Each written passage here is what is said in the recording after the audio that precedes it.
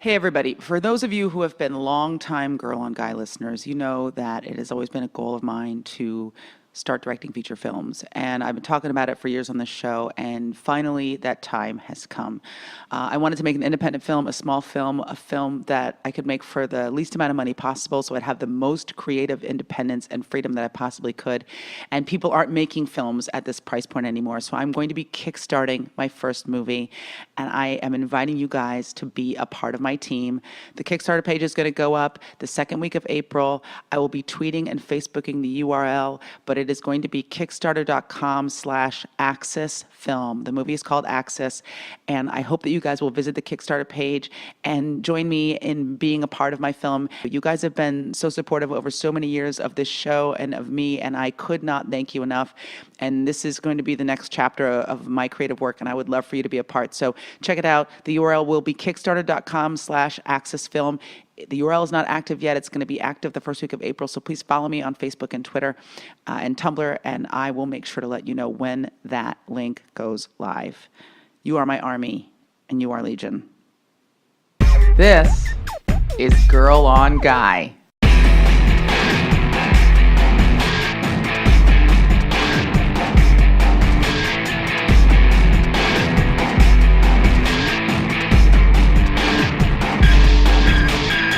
Hey everybody, welcome to Girl on Guy 213. Welcome to the show. This is the second half of the Sheryl Underwood interview that posted last month. So if you haven't already listened to that, do that now.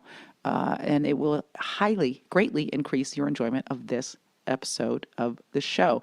If you haven't already done it, it will also greatly enhance your enjoyment of this show to go to girlonguy.net and upgrade to a premium subscription, which gets you access to the entire 250 episode back catalog of Girl on Guy. As you may know, this show has gone from a weekly show to a monthly show in order to accommodate my many other creative obligations. It was a painful change, but one that needed to be made. There is no growth without change. And you can subscribe to the show for as little as 79 cents a month. Right now, everybody who subscribes to the show for 6 months or more gets 3 free months, and you use the code GOG3FREE. That's GOG3FREE, one word, when you go sign up for your premium Girl on Guy account, and it gets you the entire back catalog, including all the exclusive episodes. You can also download the app for free, which is the best way to access that back catalog, although you can also listen to it on your desktop and via RSS once you are a subscriber. Remember that the most recent 10 episodes of Girl on Guy will always be free and available to you at girlonguy.net and on iTunes or Stitcher or wherever great podcasts and perhaps crack cocaine are sold. I don't know where you get your crack cocaine. Probably not on iTunes, but I'm old and I don't understand technology. All right, let's get the business out of the way. This episode of Girl on Guy is brought to you by longtime Girl on Guy supporter, Warby Parker. And I have a very ace pair of Warby Parker frames that I love sporting. They are stylish and delightful. I posted a photo of them back on my book tour on my Instagram page, and you can go check that out there on my Tumblr page as well, which are both Instagram.com/AISHA TYLER and Tumblr, AISHATYLER.tumblr.com. Tumblr has to be difficult. Fuck you, Tumblr. Well, Tumblr's not a person, but I'm not taking that back. You can get your very own beautiful pair of Warby Parker glasses by going to warbyparker.com/girlonguy. Remember, when you avail yourself of these offers, you are showing these advertisers that Girl on Guy is a worthy repository for their lucre. And Warby Parker is a very cool company. I'm glad they've been invested in Girl on Guy for such a long time. They have a very simple philosophy. Glasses should not cost as much as an iPhone. We've all gone and picked out a pair of glasses, and then by the time you add prescription and the thin lenses and the anti-scratch coating and the snow tires, they're up at $500, $600, $700. That's crazy. That's crazy. Warby Parker glasses start at just $95, including prescription lenses, and their titanium collection starts at just $145, which also includes the prescription lenses. They use premium Japanese titanium and French non-rocking screws, so their glasses are lightweight and durable. All glasses include anti-reflective and anti-glare coating with no additional cost, and hard case and cleaning cloth, so you get your whole eyeglass package all in one. There's no extra crap to buy, and it's so easy to do. You say to yourself, I don't want to buy my glasses online. How's that going to work? Here's how it works. It's completely risk-free because they send you 5 pairs of glasses. You go online, you pick out the glasses that look good to you online, and you can actually see them on a person's face from every angle to see what they might look like on you. You order the 5 pairs that you think might look good. They send them to you, and you try them on at home. You look at them in the mirror. You dance around in your underpants. You show them to your loved one, your kids, your friends, strangers on the street. They exclaim, "Oh my God, you're so sexy," with those corrective lenses on your face. And then you go back. You have 5 whole days to do this. You send them back, also for using their prepaid shipping label, and you have no obligation to buy glasses at this point. Maybe you decide you'd like to continue to walk into walls and tumble over dogs and tiny children. But if you pick your favorite frames, you order them, and here is what's so awesome. They get started on them right away. They will get you within 10 business days, but they usually come even quicker. I think my pair came in 5. And for every pair of glasses sold by Warby Parker, they distribute a pair of glasses to someone in need, someone in a developing country who needs to see and cannot see. It is a huge issue in countries. You think, hey, your glasses are expensive. In other countries, they can't even get glasses. They can't afford them. And it affects quality of life in dramatic ways. People can't work, kids can't study if they cannot see. So Warby Parker is a rad company. Their glasses are stylish, cool, beautifully made and affordable, and every pair you buy equals a pair of glasses that go to a person in need. So check this out. It's a great offer and a great company. You don't have to sacrifice style for philanthropy. It's the best of all worlds combined in some kick-ass frames. Go to warbyparker.com/girlonguy to avail yourself of the offer, the free try-on, and these beautiful glasses at a beautiful price with a really great way to give back built in to their business model. Check it out. It's warbyparker.com/girlonguy.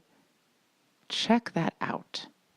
All right, as I mentioned, this is the second half of the conversation with Sheryl Underwood, and I hope you enjoyed the first one. It was revelatory. It was emotional. I got emotional. I'm sure I get emotional in this one, too. If you thought you knew her, you definitely did not. If you just knew her as my co-host on The Talk, or if you just knew her as a stand-up comedian or as the host of BEG's Comic View, she is so much more than all of those things. She is a military veteran, a brilliant mind. She has multiple degrees. And her comedy point of view and attitude and timing are second to none. So I hope you enjoyed this second conversation with the second half of a 2-day conversation with the lovely and talented comedian, producer, my co-host on The Talk, the sensational Sheryl Underwood, coming at you straight out of my dressing room at The Talk and right into your face. All right, this is part 2 of my Sheryl Underwood odyssey. It's like a hobic. It is. It's our magnum opus, and well, there's always so much to talk about, but we'll never get it all done if we don't start. So when we left off last, you had been thinking about doing stand-up, and you had looked in the newspaper. Yes. And you had seen an ad for a comedy club, and this is in Chicago, right? In Chicago, yeah. Okay. I think it was the Sun-Times. There was a small little thing that said Comics Wanted Apple Pub, and the address was Irving Park Road. Okay. So I get on the train to get off at Irving Park Road, and I get on the bus, and I remember the bus driver was Puerto Rican, and I said, "Do you know where this address is?" And he said, he looked at the piece of paper and he said, "You going there?" And I go, "Yeah." And he goes, "Do you know what kind of neighborhood that is?" And I was like, "No, it's just a neighborhood. They need comics. And going to do comedy." And he kind of laughed, and he held the bus till I got all the way, walked down the street. Did he? Yeah, and people were just yelling out the foulest stuff because Chicago is a great city, but it can be quite segregated. Right. I was gonna say it's. My experience with it is that it maybe is similar to Boston, like really fractured, right? This is the black neighborhood. That's the Latino neighborhood. This is the Irish neighborhood. Yeah. That's right. And you don't come here. But I grew up in Chicago, so I knew the places that you don't go to. Right. Or you don't go after dark, or you don't get off the bus. Right. We know that. We knew that. But what I thought was wow was that they were yelling. And then I really did not know that there's a Dick Gregory joke that's similar to what I said. I get there and I see that this is really a pub. Okay. And it ain't none of us in it. Really? Okay. So what kind of a neighborhood was it? Was it like an Irish, like a white working class neighborhood? Irish, like Yeah. we don't take no who you know here. Yeah. Why How the are fuck you did you here? end up here? Yeah. Yeah. Yeah. Wow. But what was funny was, at first I didn't know what joke to tell, so I just automatically said, "You white people are so nice," and they looked at me and I said, somebody just yelled out, "Nigger, go back to Africa." And I was like, and they gonna send me on vacation to see my people in the motherland. And that opened the door. And then somebody yelled out, "Have you ever had sex with a white man?" I said, "Yes, but that's because the rent was due and he was the landlord. But now I own the building." Oh, 'cause bitch, pussy come got on. power. Put it. And after that, I was coming every week, and it was standing room only, and nobody could get there. They were coming to see this girl that everybody was talking about. And there were these white, hard people that was like, what the fuck? You know? And I was wearing my Clark Kent glasses there, those military Yes, the glasses. military issue. Drew Carey used to wear those glasses as well in the military. But I was also wearing a midriff cutoff top. I was a size 3, between size 3 and 5 at that time. Had the, you know, the It's nice interesting because Janet Jackson stomach and I everything. always think of you as petite, but when you were young, you were like really like little. tiny. Yeah. Yeah. So I was kind of it was kind of a sexy nerdy thing. Yes. You know, but all this political stuff, and I would talk about the councilman at that time. Harold Washington was the mayor, and I would He was talk the first about, black mayor of first black Chicago. mayor. And we work. Everybody work on a campaign, all the neighborhoods. So I was talking about aldermen, you know, and that was really the kind of the growth of my political humor because I didn't really have a set. Right. You know, I had jokes, sexual jokes that I was doing in black plays like Robert 500 Room or Mr. G's or, you know, the Chick Rick House and stuff like that I knew worked there. I really didn't know how to talk to other races of people, but I knew that I wanted to do sex, God, and politics. So that the three, like, I mean, I'm trying to figure out how to articulate this, but like they're like the three things that you're supposed to stay away from. Is the ones that I wanted. Yeah. And I wanted to have as much power in my set to influence thought as the great comics that I was looking at. And like I was saying, I like Mort Saul. And I love the Godfrey Cambridges. And I just love the Dick Gregory's, the more research I was doing. And what I tried to stay away from was, you know, when you first start doing comedy, you need to look at other comics to get the mechanism just to of comedy. Understand the math of comedy. Right. How does it work? Because you have intuitive shit. You think, well, I think this is funny. Right. But until you understand how to set things up, how to play the audience. That's right. Yeah. That's and right. you have to learn by watching. You can't just. That's right. And you have to pivot out of a mistake. But you have to have some go-to stuff that you know is going to work. And for me, I wanted to be as relaxed as my family was in the kitchen. My father was hilarious. My older brother, Michael, hilarious. You know, my uncles were hilarious people. You know, and so you in there cooking and stuff. So I would take jokes from the house and practice them on these white people because I knew they'd never see my relatives. Right. But I wasn't doing that humor. You haven't seen my relative do his stand-up. Right. And you know, my brother and his friends, well, that's my joke. You know.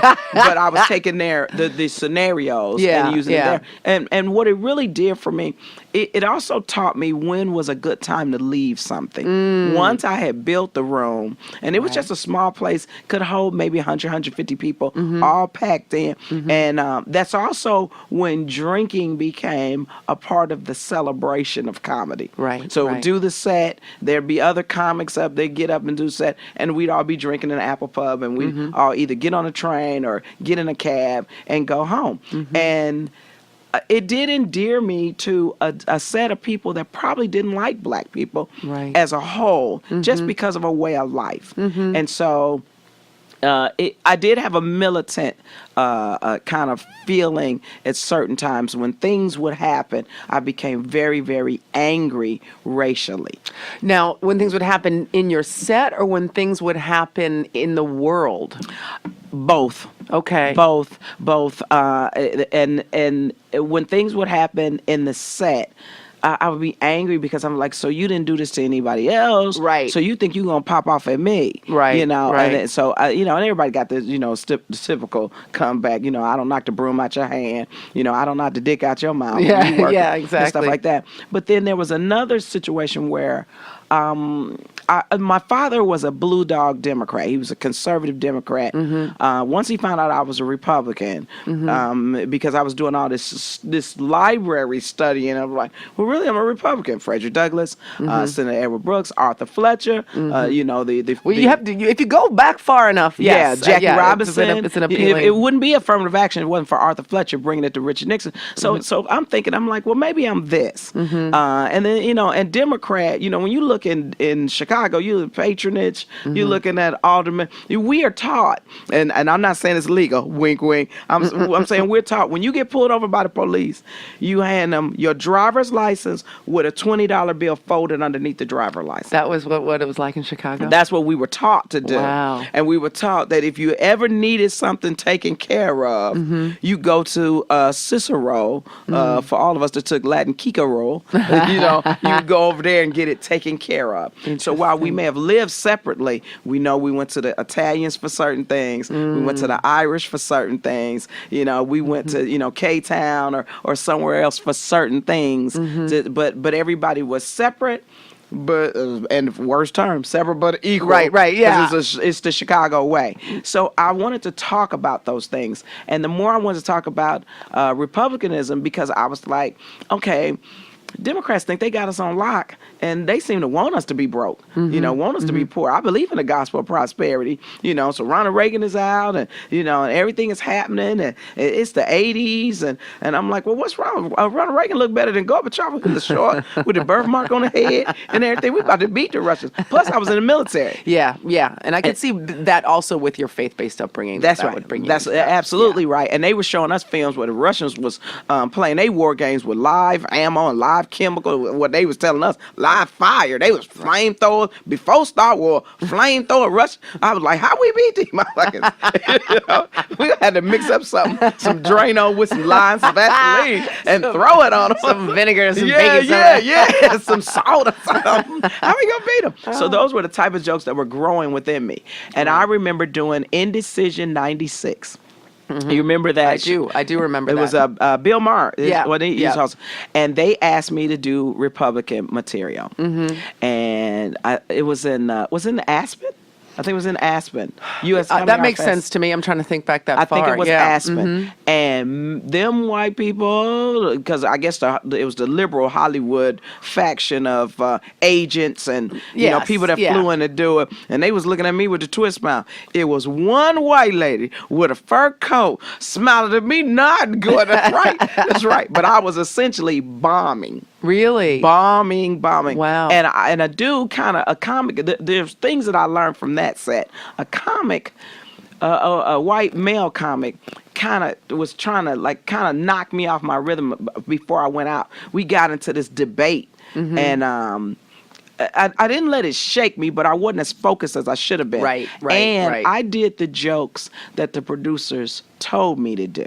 Right. Well, whenever you get into that thing and you have to run material by people, even when it's your own, I mean, it's always your own stuff, but even when you know they've selected from the stuff you've offered them, that's right. It throws you out of your own rhythm of like, this is my set, this is what I want to do. Yeah. So what I learned that night, because it didn't go well, and I remember talking to the producers and they were saying, well, we're going to cut it out of the thing. And I said, let me just explain something to you. First, I thank you for that.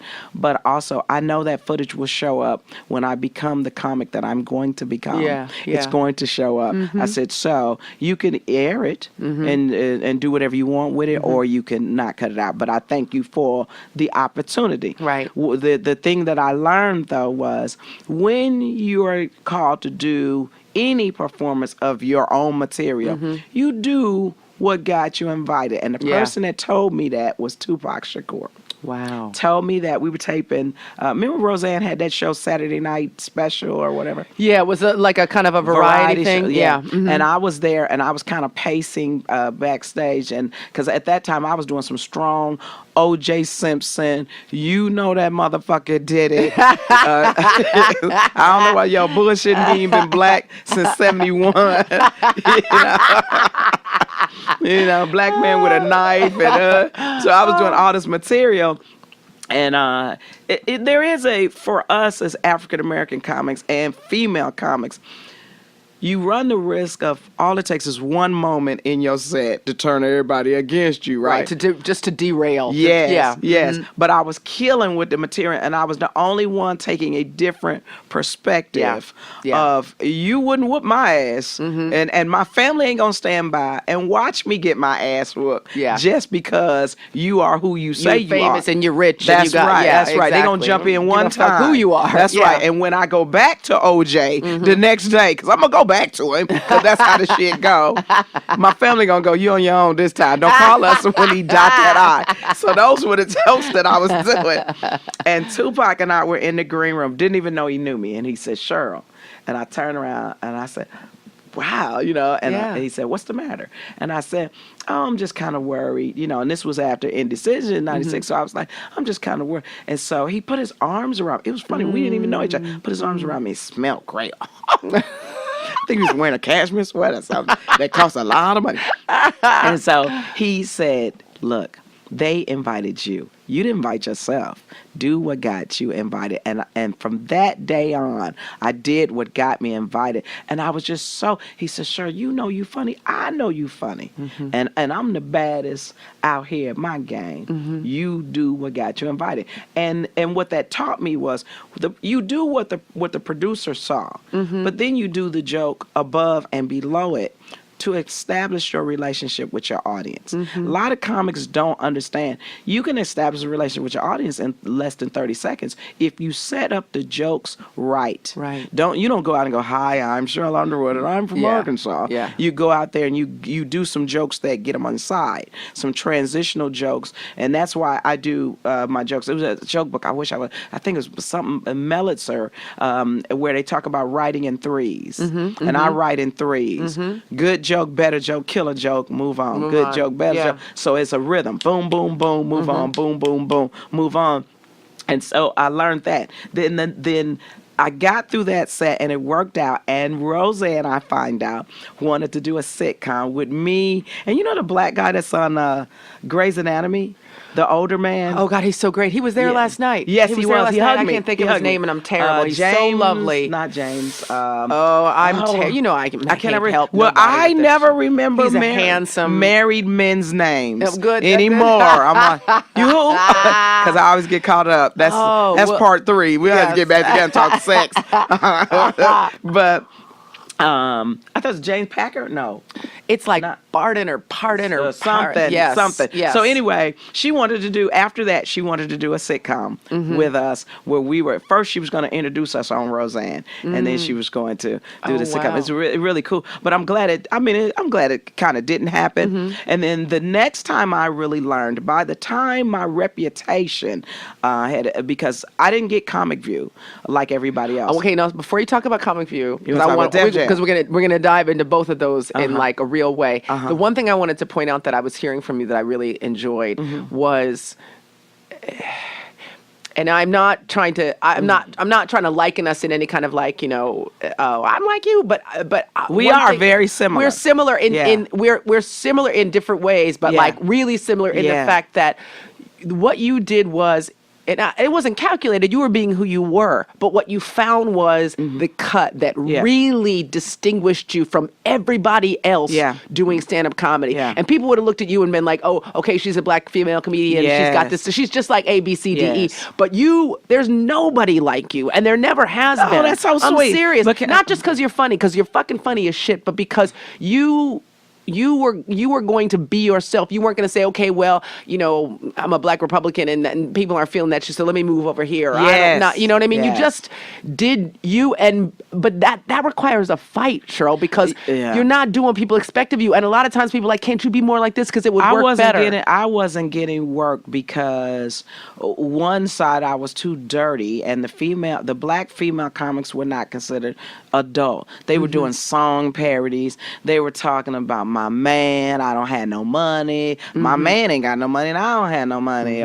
Or there were very obese, unattractive women. That kind of non-threatening, yes. Which was decent in comedy. You didn't see sexual swagger come out the black female comedian until Marsha Warfield, really. Right. The only one I thought saw about her was do eating a hot dog joke, and I was like, if she can do that, I can do a straight up head joke. Right. I was thinking about Moms Mabley. But she was doing sexual material, but she wasn't, when you looked at her, she wasn't sexual. That's right. She was an old lady talking bad. With no teeth, and so she could say anything. She's a crazy old lady. That's right. Yeah. And everybody dug it. But that kind of power was what I wanted. And then you see a Whoopi Goldberg doing characters. Right. And I don't do characters. And it was not my goal to be an actress. Right. My goal was to be a comic like the men. Yeah. I wanted to have power. Stand on stage, didn't move around, don't have props. Right. Dominate. That's right. Do the set. And if the set ain't working, you better figure out how to make it work fast enough. So by the time my reputation was growing, and I was married when I was growing my career in Chicago. See, what happened was I started in Fresno, I think in the early 80s. Bitch, I need a map. I was in Fresno. See, because I went to Atwater High, San Joaquin Valley, Atwater High, being rally commissioner, then go on to get in college, community college. So I was going to Fresno City College. Okay. And so they had this funniest woman in Fresno contest. And I was wearing this leopard kind of high V leotard thing that was very sexy, and my hair was all blown out. It was a very African look. And I was doing all this sexual material, and they was looking at me like, ugh. And the men was like, I want to clap, but my girlfriend's looking at me. Right. Yeah, so, exactly. So I knew I had something. And I was wearing pumps and fishnets on stage. So then by the time I get to Chicago and really start testing out that type of point of view, women were popping up out my show like the Great Pumpkin. Well, I'm not listening to this. I'm not doing any of this. I'm not doing. But men were clapping. Right. So I was like, okay. Yeah. So I think I have the men. Okay. And if I could just find a way to get the women. So by the time I get to first Def Comedy Jam, there comes a show that seems to be perfect for what I do. Perfect for you. Because not only is it focused on kind of black comedy and the black point of view, but it was on cable, so you could do your material and you didn't have to alter it. That's right, uncut. The urban comedy, raw like hip hop was. So what happened was, my husband died. I went back to my maiden name, got a job, came out here to California, and everybody was calling me. And you were out of the military at this point? No, I was still in the military. By the time I got the call to be mobilized again for Desert Storm, Desert Shield. Okay. And then I was stationed at O'Hare Field. I was in the Air Force Reserve. I was stationed at O'Hare Field, and then they flew me back to Travis Air Force Base to do to be mobilized for Desert Storm, Desert Shield. So I was still doing all this, working on my master's degree, trying to rebuild my life. Can I ask you a quick question about that time? Which is, because I really wanted this hour to be about stand-up, but you're an artist on stage, and your experiences in your life, whether directly or indirectly, are always a part of what's going on with you as a performer.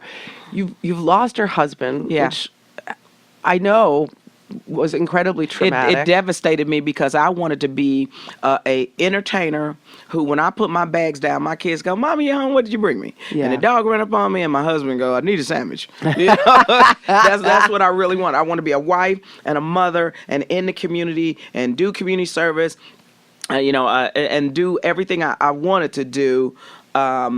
as an entertainer and have those things merged together. I wanted to have a full life as an entertainer. Yeah. And when my husband died, and I was like, wow, dude, I'm supposed to be doing this together with you. Right. And I did not want to get back on stage. And it was Bernie Mac that came. His nickname was Blue.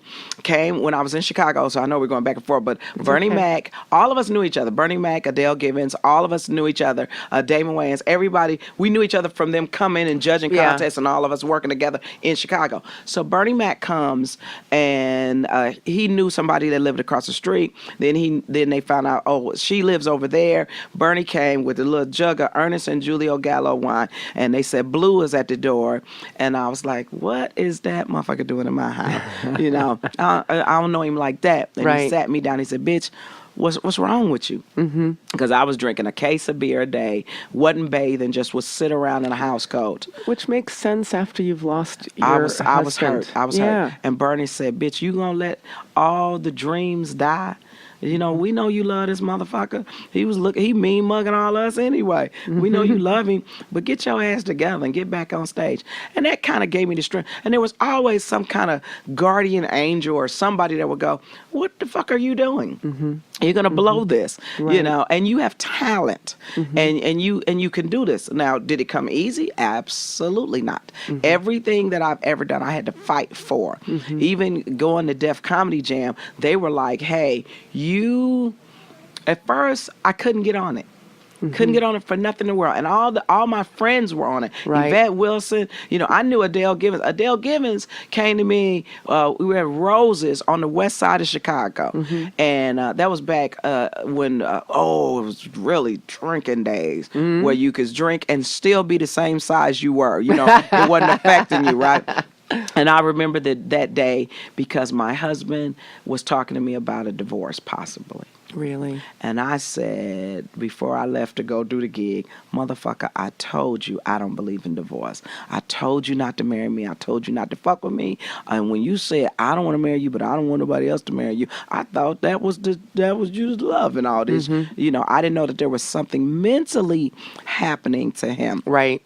And I remember Adele walking up to me going, I want to do what you do and this. And I said, baby, what you do is do your life, do your set. Nobody can steal you from you. You do it. And don't let nobody tell you you can't do it, especially as a woman. You could do it just like I'm doing it, just like anybody else is doing it.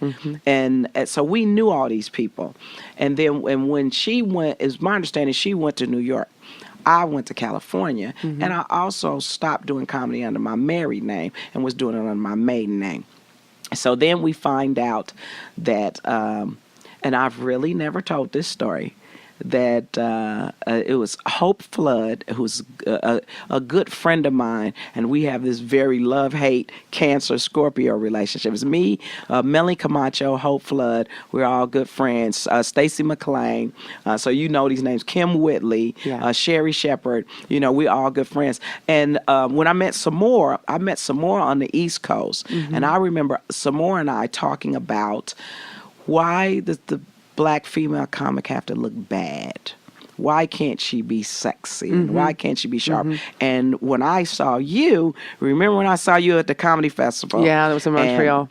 And you were hosting. And they, you know how they at the Comedy Fest, they jaded, been watching comedy, and I said, hold the fuck on. You introduced me, I said, hold the fuck on. You motherfuckers gonna clap for this bitch. She doing shit I can't even do. She on Friends. She doing other shit. You a motherfucking clap. Goddamn it. Come back out here and introduce yourself. You know? All right, like you know, because I burn this motherfucker down. I don't give a fuck if you like me or not. I don't need no goddamn TV show. Yeah. But you gonna respect this girl. I remember and that. that's how we kind of bonded. How we connected. That's how we kind of bonded. Yep. But then I got a call. Hope Flood was on the phone with another comedian who told me that I was being blocked. And it From was Def Comedy Jam? From Def Comedy Jam. And I've never said this person's name because she's no longer on this earth. God rest her soul. Yvette Wilson. Oh, really? And here, let's put it. Oh, hold on. Can you put it? Okay. Do you need to get it? No, not at all. And it was Yvette Wilson. And she was telling me that being black. And I remember I started to cry. And Hope and Yvette was like, don't cry. I've never named those people. Never. I won't tell you who they said was blocking you. I would just say, is that person still on the earth? That person is still on this earth and still alive. Hope is still alive. The person that they said was blocking me is still alive. And Yvette Wilson passed on.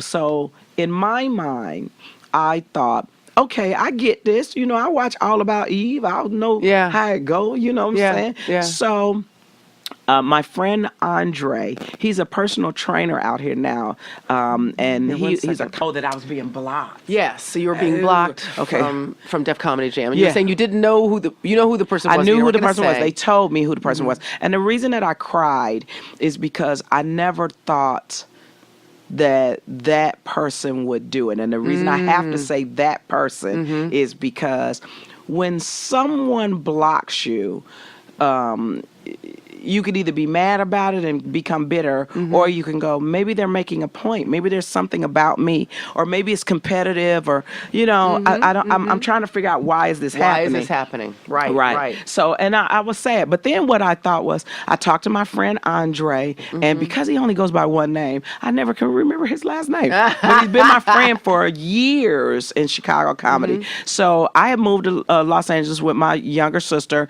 and, you know, setting up life here. And Andre was like, oh, I just got a Geo. So you know what year that was. He had just got a Geo. Yes. Remember the Geos came out? I remember the Geo. And he said, well, let's drive from Los Angeles to New York and audition for Def Jam. And whichever one get on, we try to get the other one on, or at least be in the vicinity in case somebody fall out or don't make it, and maybe do a set. We drove to the Peppermint Lounge, Orange, New Jersey. Got there at, I think, 2 o'clock. Club closed at 1 o'clock. Missed the night by 1 hour. Oh, wow. We drove through the snow. We didn't have any money. We popped some popcorn, put it in a bag. That's what we were eating. We had the plastic jug of water that cost like $1. Yes, that's what we were drinking. Like the distilled water at the bottom shelf. And it wasn't even distilled. It was just water, you know, in the thing. And we had enough money for gas, enough money for maybe a hamburger. And we drove. One would sleep and one would drive. So I got there. I called my dad. My dad was alive at that time. My mother, my stepmother, and my father were alive. And I called him. I said, do we know anybody in New York or on the East Coast or in this area? And he said, well, your cousin Ernest Lee and his wife Tina, which is my cousin, Ernest Lee and Tina, right? And so I found them, stayed in the co-op. And then my cousin Baby Doll, Jimmy Smith, he was in radio, but at that time he was working for a Hush Management, which was Melba Moore's a company. They had Freddie Jackson and Melissa Morgan and all that stuff. So we stayed over. Andre went back and did a gig. I stayed over and I auditioned in the Peppermint that night. Bill Bellamy was hosting, and this was, you know, it's urban. They boo you if they don't like what you right wear. Off the if they bat. don't like where you're from, such and such and such, we don't like that. Boo. So they start booing. Rowdy club. I was scared to death. And I had a triple shot of straight gin. Straight gin. No water, no ice, straight gin. Drank it down, went in the bathroom. This girl, beautiful girl. She's from Rockaway. She looked like Holly Berry. She said, what's wrong? I said, I'm scared. She said, scared of what?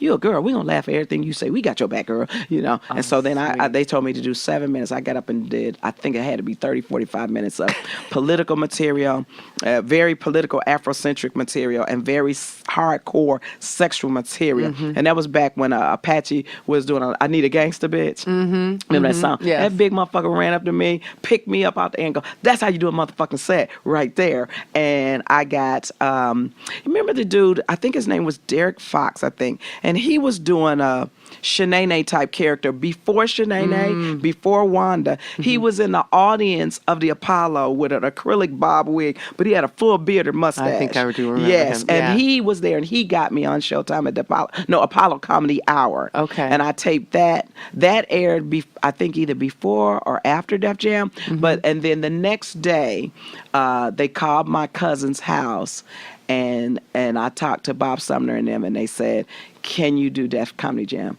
And I said, well, I have a friend with me, and can we get a room where it's 2 beds in it, and how do we park? And I don't have any clothes. So they gave us a little per diem, you know, they gave everybody per diem. And I was trying to find clothes, and I didn't know how to shop in New York. Right. Because you in Midtown Manhattan. So expensive. How can you do it? That's right. And I don't even think there were choices. Like now you could just roll up into H&M or something and get some cheap stuff. That's right. But, and see, I didn't know. And I didn't know you go to Chinatown. I didn't know. I had never been to New York like that, And so what you see me wearing, those black stretch pants and that orange, that little baby orange shirt, that I put a safety pin in it so it'll show my waist and my butt. That's what I drove to New York in, and that's what I did the audition set at the Peppermint Inn and taped at Comedy Jam Inn. And I remember getting blowback. Oh, you ain't from Chicago? Because I asked Martin. They asked you, what is your first joke? What is your last joke? And then you got to hold up what you're wearing. Right. I said my first joke is 2 drinks might get your dick sucked. Last joke, bitches need to suck more dick. I had up a little bitty baby shirt and went, and this is what I'm wearing. All you can hear is, that's the bitch from the Peppermint. That's the bitch from the Peppermint. Oh, this about to be wild. I was scared. I had 2 little bottles of alcohol in my purse. I asked Andre to go get me a Coke in front of, the little plain bottles of alcohol. Yeah. Put them up in the drink, drank it, got out there, boom, boom, boom, boom, boom. Everybody was like, who is this girl? Even Martin Lawrence said, come back out here. Sheryl Underwood, if you look at the tape, he goes, she's funny, she blue, she dirty, but she funny. Yeah. And that was kind of the blessing. Yeah. And then to go on and do First Amendment with him, producing the Doug Williams thing, me hosting. I mean, somebody's always opened the door for me when somebody else thought they had closed the door. Right.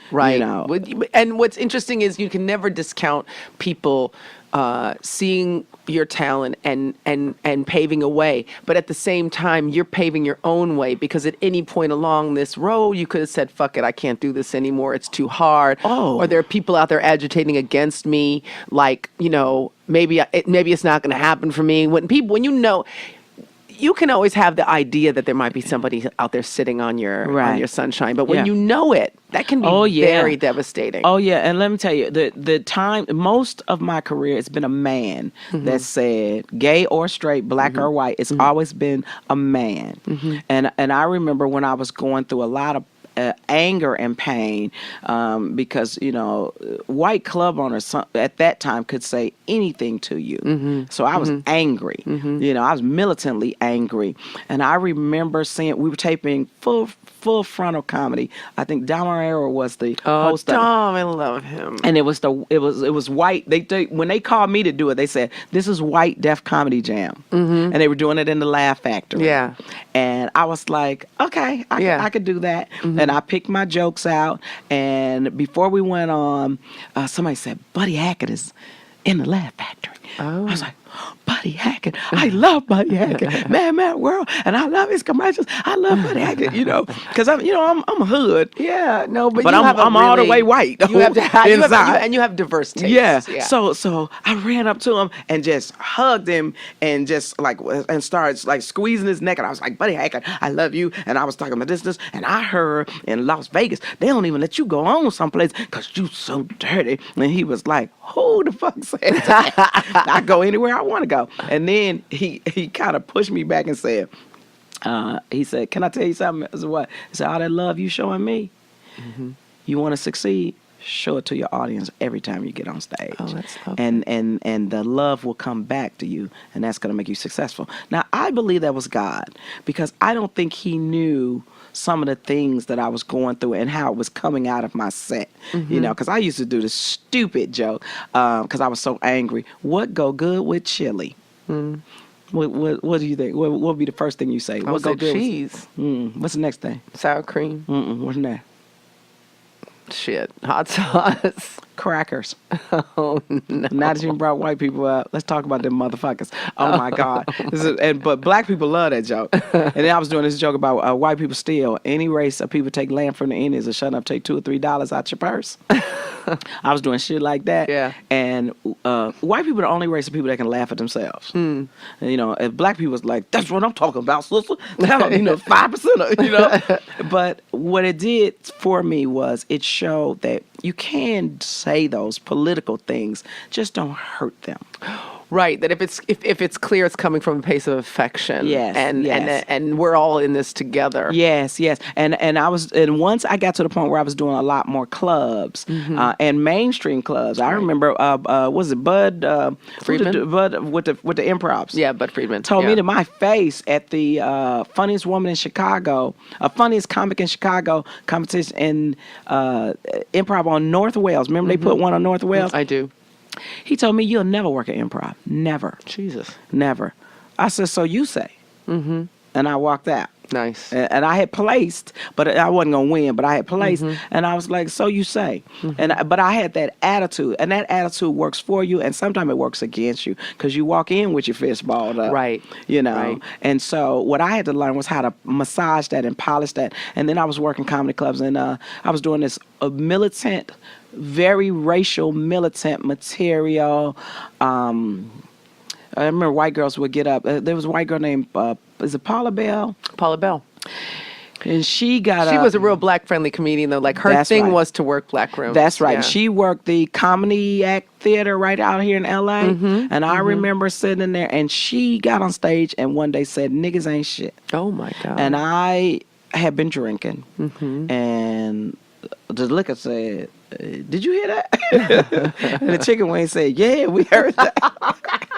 And I asked, could I go on behind her? And I said, I understand what the fuck you talking about. But just because the niggas you fuck ain't shit, don't mean niggas ain't shit. And I'm not just mad at you, bitch. I'm mad at this audience for laughing and co-signing on that bullshit. Right. So what you saying is my father ain't shit, my uncles ain't shit, my brothers ain't shit, Martin ain't shit, Malcolm ain't shit, the minister. You can't say niggas ain't shit in front of niggas and these motherfuckers take that shit. And got a standing ovation. Standing ovation. I said, bitch, you need to shape that a little bit better, especially when you in here. Right. You know. Right. And I said to the audience, you ain't got to take everything. Everything ain't no motherfucking joke. So what I was trying to learn was how do you say things where you don't hurt somebody, but you got to do what you got to do on stage. And one time a waitress in a white club said to me, you know, I think you're very funny, but do you hate white people? And that hurt me. And I said, no. And that's when I started to talk about my relationships with white men and the pain that I felt of not being appreciated by black men. And then I wanted to talk about the pain that I see when, you know, it's like you get, the brother gets the white girl that she ain't not, but I got to be a nuclear physicist with a minor in microbiology and a size 0 with the tightest head game in the world and really don't talk to you. You know, but she could be anything. And those types of jokes, when I went on BET, and start telling those type of jokes. But I did get in trouble with one joke where Glad considered me a homophobe. And the joke was, you cannot compare the civil rights movement for blacks with homosexuality because, and I was running down these thrown on a slave ship, sold into bondage, shackled next to a homosexual from another tribe. And the punchline was, dick is like secret deodorant. It's strong enough for a man, but it's made for a woman. That destroyed, I didn't say dick. I said another word that was TV friendly, but it destroyed Comic View audience. They was like, that's what I'm talking about.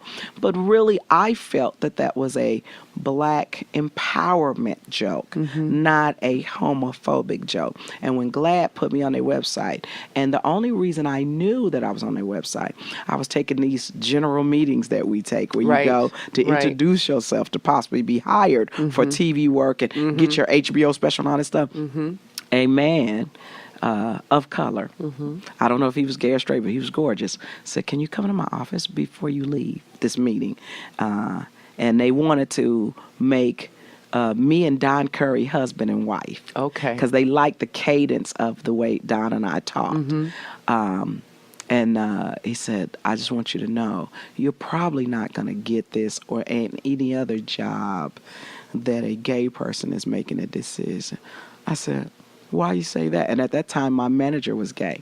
His name was Bart Gallagher. He's a wonderful, wonderful man, curly, beautiful hair. He looked like a DeBarge, but he was more woman than me and you, but a really genius guy. And they said, because you're on Glad's website as a homophobe. And then I was trying to figure out why I never got a chance to be up for the HBO specials, but I was already out there, fire, fire, fire. And then I was like, wow, maybe I need to find a way to articulate my feelings in a different way so that they're not hurting people. And so I asked Bart, I said, can we go talk to Glad so they can get to know me, and then I find a way to make amends? And because that's the way I was raised. Right. You know, you make amends. If you mess up, you own up to it and you make amends and you never do it again. And Bart Gallagher was like, no. They are very militant. Years later, I understand why you're militant, because you got to fight to protect yourself.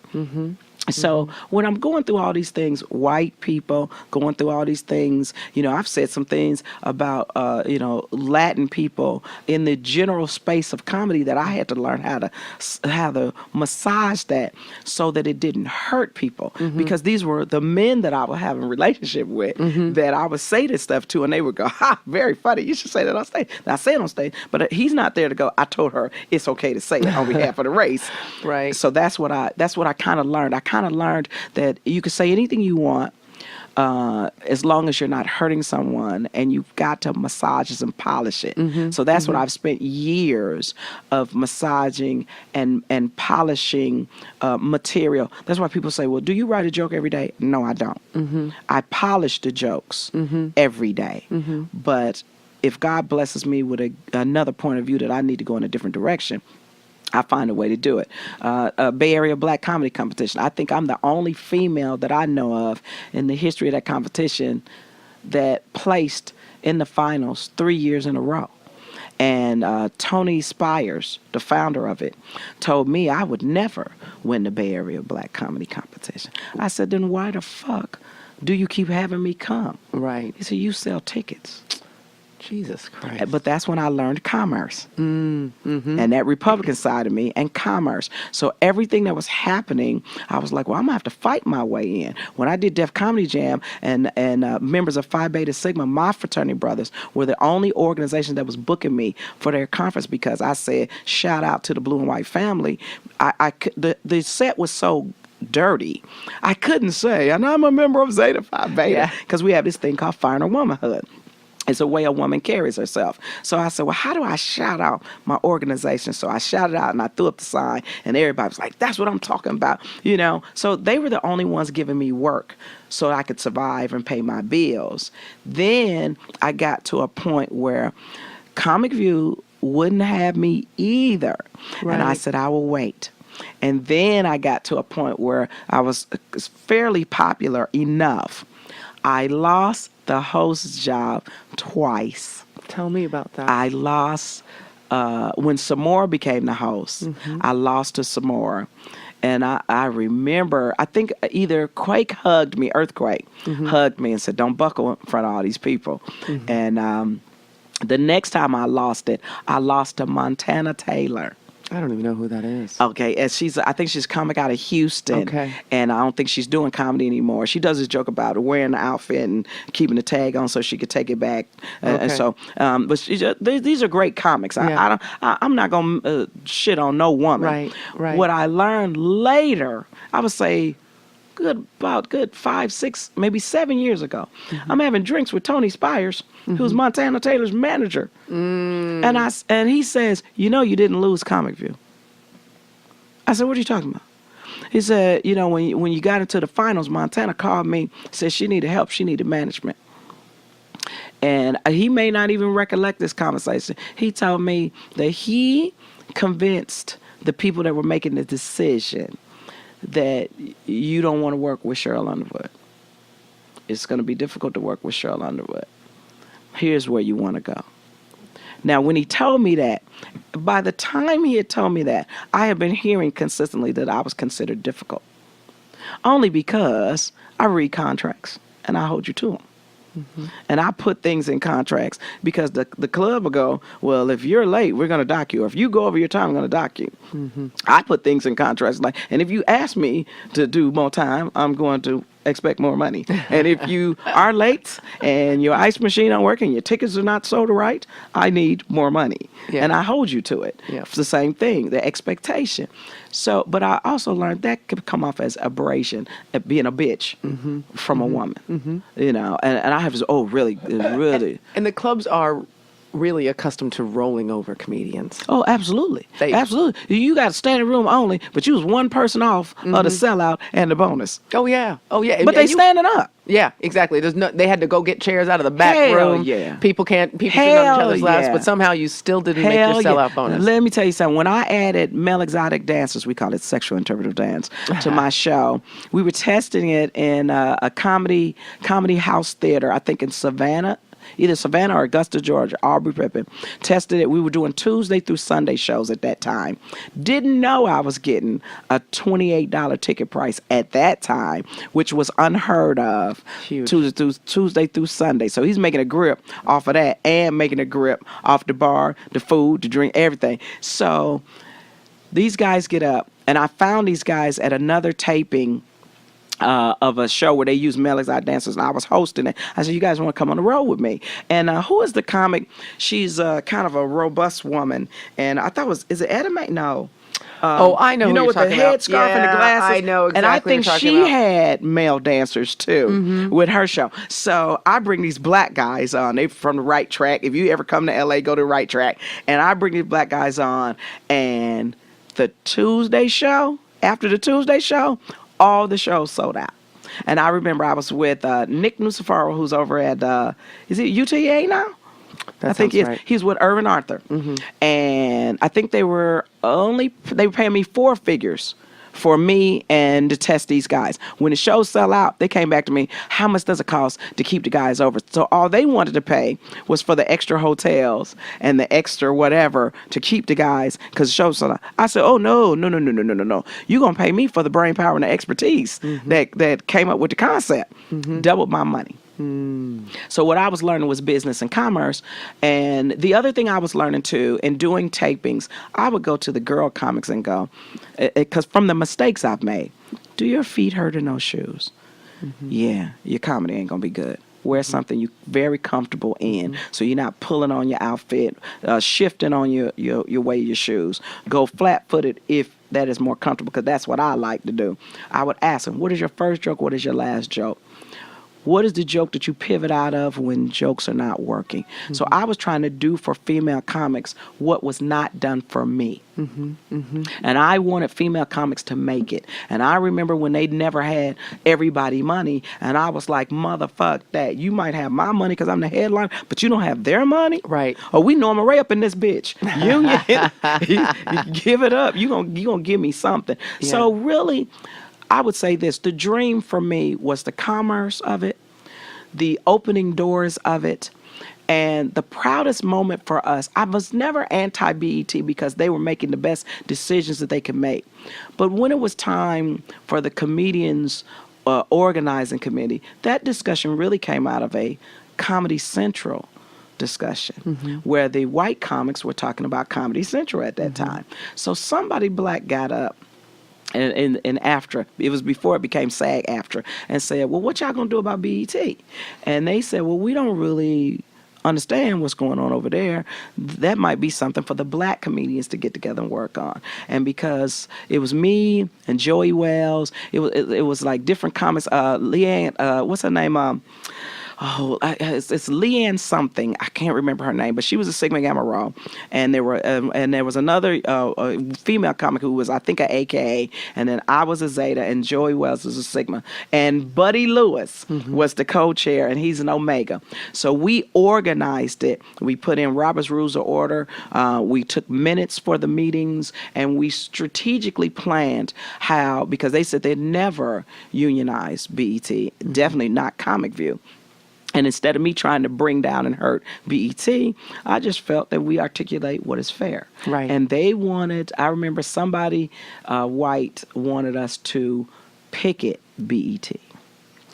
And I said no. No. I said we'll be crucified in the black community. That person, and I don't know who that is, but I think that had less to do with race and more to do with the fact that they didn't understand, like when you put up such a public face on what you're trying to do, you're actively closing doors. That's right. And I know it was really hard. For people who don't know, the dispute around BET. BET had this show called Comic View. They were hiring black comedians. They weren't paying them union wages. I think it was $50. And then they would run their sets over and over. So the network was making, many tens of thousands, hundreds of thousands of dollars on the backs of these comedians. And they weren't getting paid for the set, and they weren't getting residuals. And these were all working comedians who needed to make a living on this stuff. So their comedy, their art, their work was being exploited. Yes. And there's an irony buried in here that who was the person who eventually came out and was like really public about it? Tell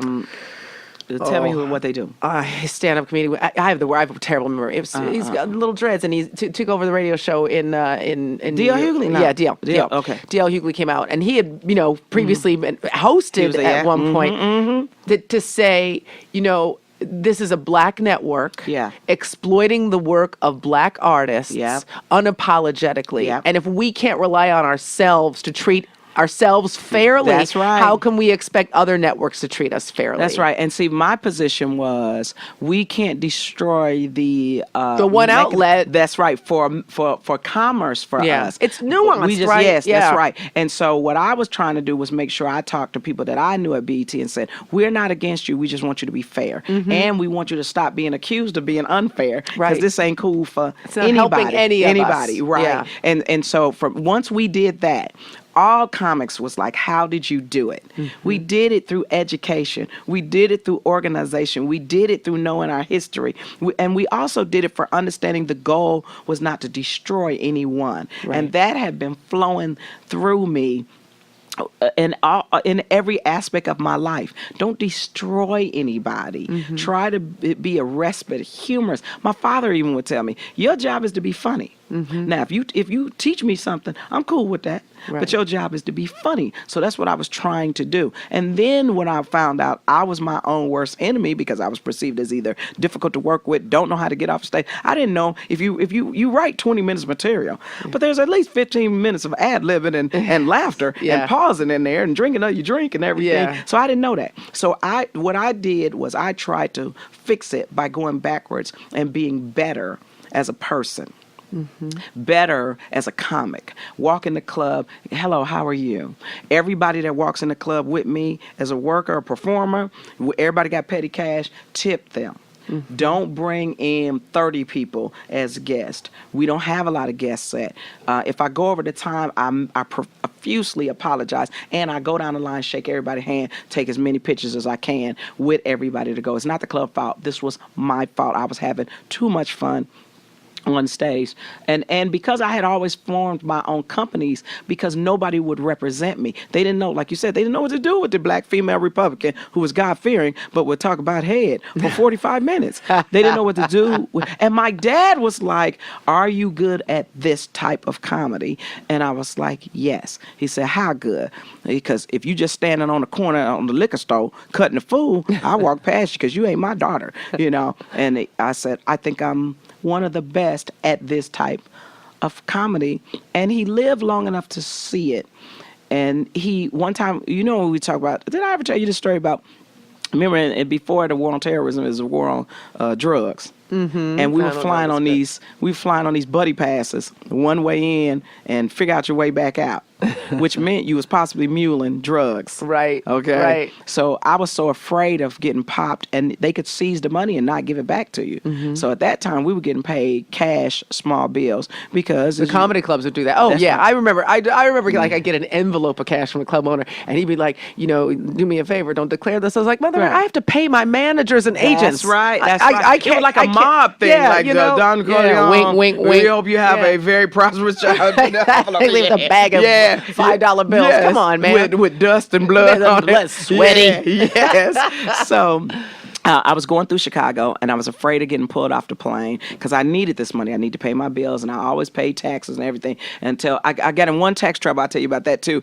But I went through Chicago, and I said, Daddy, I need a favor. Can you take this money? And I explained why. And he said, okay. He thought I was going to give him a little bit of money, right? So we get in the bank. You know, my father knows everybody in the bank. He friendly, everything. He said, my daughter needs to deposit this money. So he said, give her the money. I pulled it. It had to be about $15,000 worth of money. Right. And small bills, big, you know. Right. My dad looked at me, and he kind of cleared his thought. And then we got in the car, and he said, did you make that money legitimately? I said, yes, I did. He said, how long it take you? I said, about 30, 45 minutes. He said, you make that in 30, 45 minutes. When my father died, under the lace runner in his bedroom was a deposit slip. They said that he would pull it out and gaze at it with pride. He was very, very proud, and very proud that I remained in Underwood doing it, because I told him, whatever fame I will achieve, it is a testament to you who raised me. My family needs to be known, you know. And even when I got a little tax trouble, you know, it wasn't bad. I just owed a lot. So, you know, because you get all this money, and the first thing you think, let me pay my bills to survive. But I learned, you pay the taxes, you take out for yourself, you know. And now, you know, I would start a company, and then I was, okay, this company is not growing the way I'd like it to grow. And, you know, for me to do my own radio show, like you doing your own podcast, you know, I have a podcast, I have an app. I have Sheryl Underwood Radio. We started with one radio station. We lost that one radio station. And then today we have 25 radio stations. And that is a testament to Rob Wilkins, who is my vice president of affiliate relations and HBCU initiatives. He came from Tom Joyner. He used to work for Tom Joyner. And I tell everybody, work for me part-time, work for somebody else with more money than me full-time, so you can stack that paper. But I also wanted to be a place where, you know, I got David Raybon, who's an actor out there. He was on The Shield. You know, he was on My Name is Earl. He's an actor who was a comic, who is a former Houston Police Department member. He used to be on the road with D.L. Hughley. When that goes away, what does the comic do? So I feel like I'm like the Dallas Cowboys. I'm the safe haven for people that need a place to go. You know, so I was like, come on, work for me. Yeah. You know, I would see comics and I would go, you good. Now, people say, well, why you don't have more girl comics working with you? It's very hard for another female comic to help and assist another female comic, because there's still some female things that they might take certain things better from a man. You know, I think it's also the fact that our culture pits us against each other. Yes. You know, and we're trying to stop it. Yeah. That's why you and I together, and I tell the story about how we was backstage, and you was like, you know, put in a good word. I said, I don't remember my mouth. And I touched you, yes, and I bowed my head, and I was like, I hope she don't see that I'm praying. And I said, Lord, if you see us together, show us favor. Because in my heart, I knew I was better with you.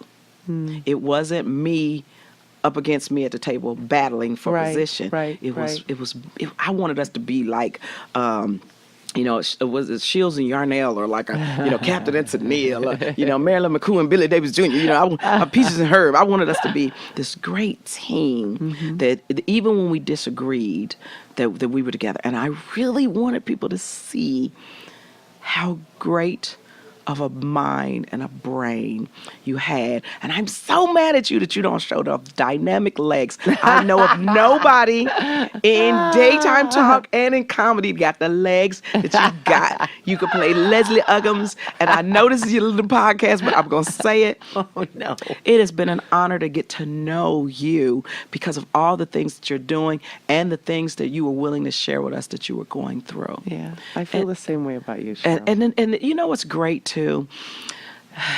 When I saw Drew Carey, I was like, God, I've been in love with Drew Carey since he was fat. Yeah, I wanted to hit that really bad.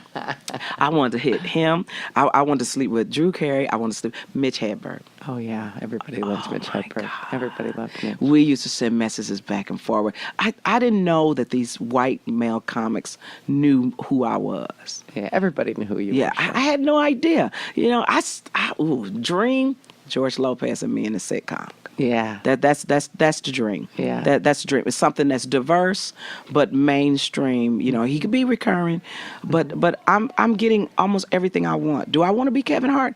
Absolutely not, because Kevin Hart needs to be Kevin Hart. Yeah. You know what I'm saying? Yeah. And I think that what you've done is, and I said this already, but I'm going to say it again, there is nobody like you. Right. I think sometimes when you're coming up through comedy, people keep telling you need to be more like this, you need to be more like that. But the only way to win is to be truly and fully yourself. Yeah, I can't do it. That's why I have a hard time memorizing lines in the scripts, because I feel that's not mine. Am I stealing? Am I...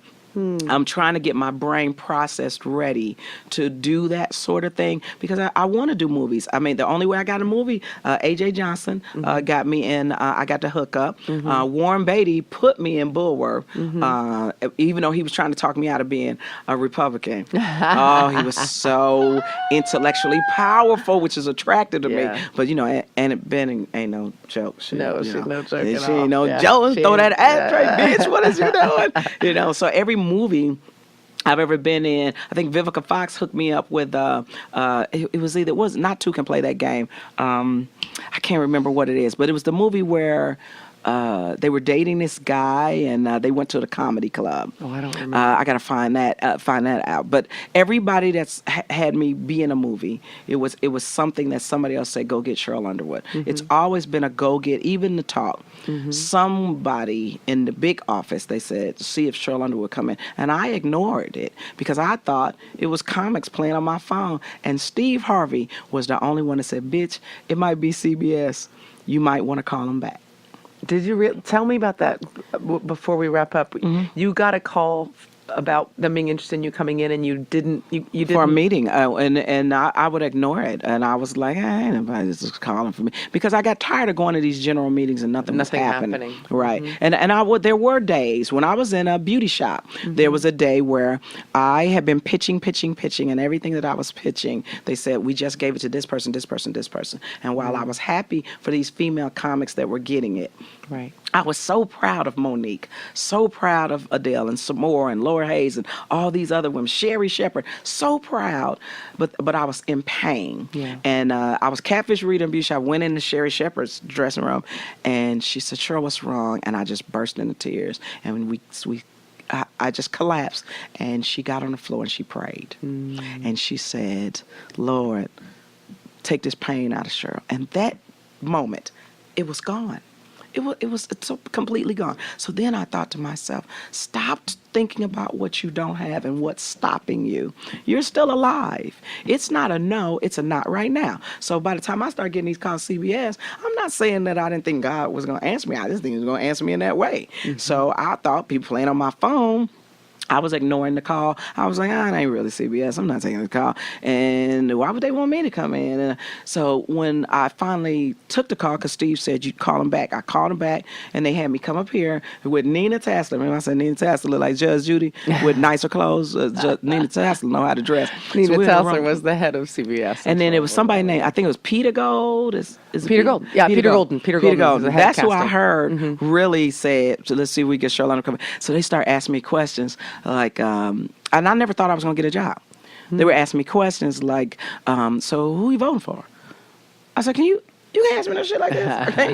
Is that legal? You know, I know the law. Yeah. And they said, no, we just talking. I said, Obama. And this was when he was Senator Obama. Yeah. I said, Obama. And they was like, I thought you were Republican. I am. That's why I got a right to vote for Obama. I got to go where you want me to go. I said, who is you? And, and then we start talking. And then it was like, would you talk like this on The Talk? I said, the show with the baby mamas? I said, no, I can't have a baby. I have my transmission drop. I'm done. I'm out the game. Ain't nothing in here but lost car keys, wristwatches, and dust. And they was laughing so hard. And then Billy Bauer, brought me down. They asked me, did I want to meet Julie Chen and Sarah Gilbert? I said, the girl from Big Brother, little girl, Rosa. Oh, yeah. I just thought I was going to meet people. Yes. I didn't think I was going to have a job. Right. And I talked to them, and I remember saying crazy stuff to them. But I also remember I said, well, maybe, because what I practice on is ending a meeting. How do you end? You get in there, but how do you end it? So I said, well, maybe it's time for me to go, because y'all probably got other people you'll interview. And I turned back to them, and I said, whoever you pick, even if it's not me, can you pick somebody that keeps this going? These people are trying to pay their bills. They're trying to pay their mortgages and put their kids through school. So if it's not me, somebody keeps this going. Yeah. And that's why. And then me and Mrs. O went to lunch at the Polo Lounge when we could go in there, and she threw up on me, and because she wasn't feeling well. That was an anointment. Oh my gosh, that was an anointment. And I was so scared for her. I didn't know her, and I said, bitch, this didn't happen. I didn't meet you. You wasn't here. Did nobody see this? Threw up. That's right. Nothing happened. Get in your car. Don't you talk about this. I'm not going to talk about it. And all the black dudes that was security, I said, nigga, this didn't happen. And she was at the barbecue. At Julie House, and telling this story, and everybody's in tears. And he's not a producer here now, but he came up to me and he said, "Tell me the truth. Sharon Osbourne throw up on you at the Polo Lounge." I said, "Who is Sharon Osbourne? I ain't never met that bitch in my life. Is she here? That's Ozzy's wife. I would love to meet her." Because I was not gonna tell it. Right. We have to go to our production meeting this morning. For the talk. I think we need a part 3, 4. Oh, we gotta talk sex and the female. So many comic. other things. And so we're not going to do self-inflicted wounds, because I feel like there were so many in there about you learning and growing. But you edit them out and edit them all together as because I think my whole part 1 and part 2 was self-inflicted. Yeah. But self-inflicted wounds do heal. They do. They and do you learn heal. from them. You absolutely do.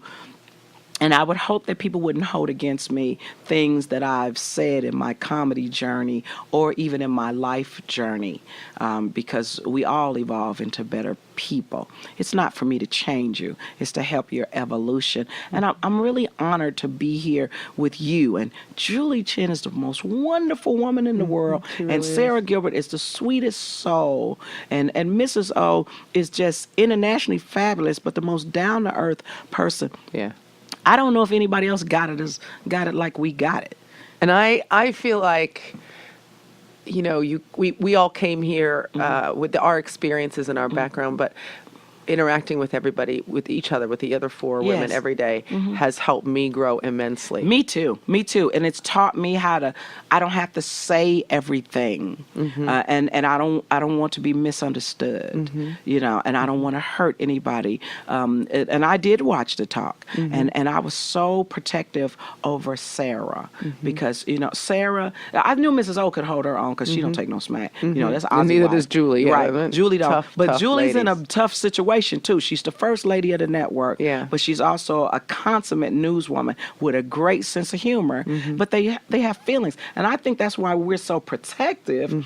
And I am protective over you. When I got in trouble with the hair thing, all of y'all had my back, and that little broad was happy about it. Remember that broad that was trying to clap at you? And then I had to clap back on her going, hey, bitch, bring that bullshit on a lot if you want to. We ain't no you get dealt with. Yes. But I was just being facetious. But I think you said... what you said in that moment was, and we keep saying it all the time, which is you mess with one of us, you mess with all of us. That's right. That is exactly right. And when we're the type of women that pull each other aside and go, okay, maybe that ain't gonna work, or like when I had your back, I definitely that day did not want you to know what was on my card. I had no idea what you were going to do. I had no idea what you were going to say. Because people just don't understand. We are the only race of people that got to live the duality. Yeah. If you're not black enough, or but you're too black. That's right. Yeah. That's right. And it just pains me.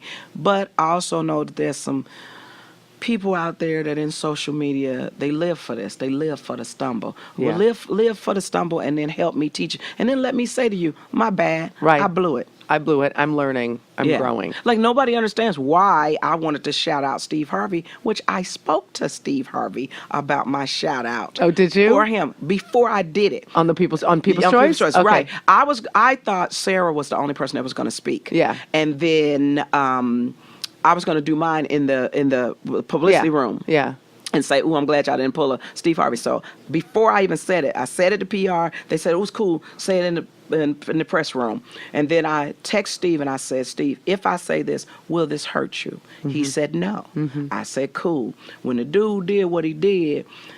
For people who haven't seen the People's Choice Award, a dude tried to Kanye us in the middle of our acceptance speech for. And see, I say Kanye. My feeling is Kanye old. Steve is the new flame. Yes, yeah. Steve the new flame. But also, I wasn't gonna let nobody mess this up. We just got here. Yeah, exactly. And I wasn't gonna curse. I didn't want to embarrass the network, and I didn't want to like get us in a situation. Now we done stole on this dude. Now everybody's suing us and CBS. And, I'm thinking lawsuits and everything. But I was like, no, not today. But also.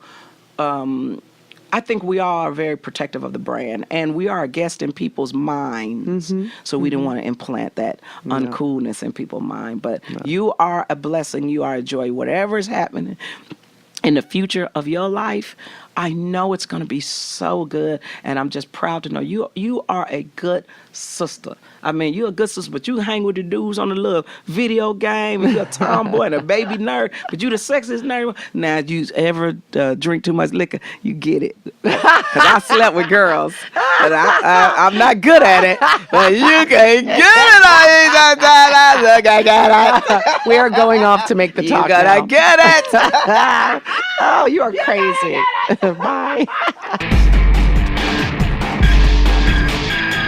All right, that was Sheryl Underwood. I hope you enjoyed that conversation as much as I did. Don't forget to visit my Kickstarter page for my film Axis. It's at kickstarter.com/axisfilm. That's kickstarter.com/AXISFILM.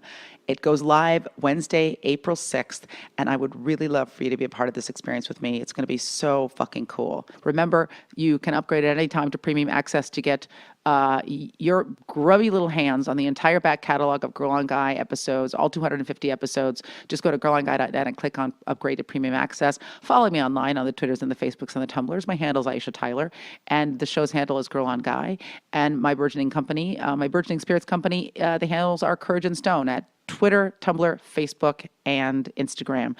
Courage and Stone is hot in development. We just threw our first activation event last week at the Delta South by Southwest shuttle event at LAX, and you can see photos of that by going to facebook.com/Courage and Stone, all one word. But more news about Courage and Stone as we emerge from our little chrysalis. It is happening, my friends. Long and emotional last.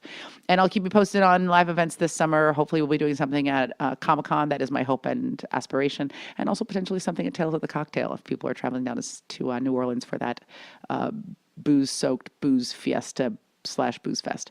All right, you guys are the greatest. You are my army. You are lovely. You are unflappable. You are visionary, and you are legion. And I cannot wait to talk to you on the next one. Late. Girl on Guy is a production of Hot Machine. Blowing shit up since 2009.